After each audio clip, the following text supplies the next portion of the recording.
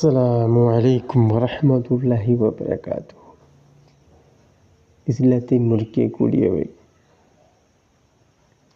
ரசூல் ஸல்லல்லாஹு அலைஹி வஸல்லம் அவர்களது மார்க்கத்தில் அதன் நற்கூலி தண்டனைகளில் ஏதாவது ஒன்றை பரிகாசித்தால் ஏகோபித்த கருத்தின்படி காஃபிராகி விடுவான்.